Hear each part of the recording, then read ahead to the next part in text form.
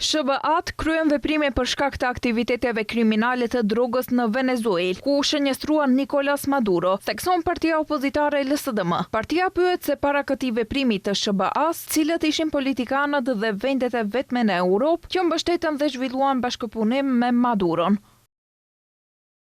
Qytetarët e dinë shumë mirë lidhjen midis DPMN-s së Christian Mickoskit dhe SNS-s së Vučićit, përveç faktit se të gjithë politikat e tyre janë të njëjta, përveç faktit se Mickoski po zbaton të njëjtin skenar si xhaxhai i tij Vučić.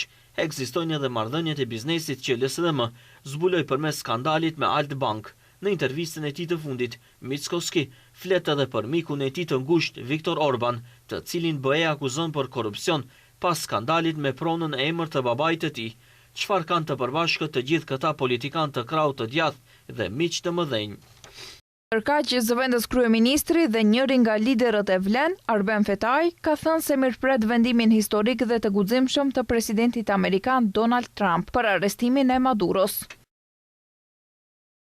Si aleate pa lëkundër e NATO-s, Maqedonia e Veriut mbështet fuqishëm veprimet për forcimin e sigurisë kolektive, sundimin e ligjit dhe mbrojtjen e demokracisë, që garantojnë paqen dhe lirinë. Ky operacion vendimtar kundër rrjeteve të drogës, korrupsionit dhe ndikimeve autoritare paraqet një hap të rëndësishëm drejt eliminimit të kërcënimeve që cënojnë aleatët tanë dhe rendin euroatlantik. Ndërkaq, lideri i Bashkimit Demokratik për Integrim, Ali Ahmeti, thotë se mbështetja e tyre e palëkundër ndaj aleatit ton strategjik, Shtetet e Bashkuara të Amerikës, ka qenë dhe mbetet zgjidhje e qartë dhe e drejtë. Mbështes leadershipin e presidentit Donald Trump dhe angazhimin e SBA-s përballë regjimeve autoritare dhe strukturave kriminale që kërcënojnë lirinë, demokracinë dhe sigurinë globale. Qëndrimi i fortë ndaj narkodilerëve dhe krimit organizuar është mbrojtje jo vetëm për Amerikën, por për paqen dhe stabilitetin ndërkombëtar.